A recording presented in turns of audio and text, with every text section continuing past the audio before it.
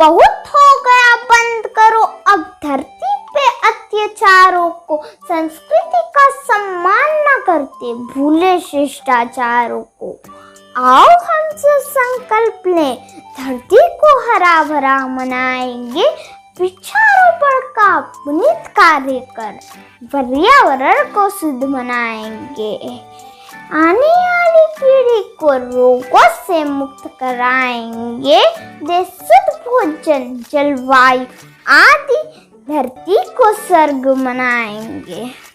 जन जन को करके जागरूक, जन जन से वृक्ष लगवाएंगे। चला चला अभियान यही वसुधा को हरा मनाएंगे।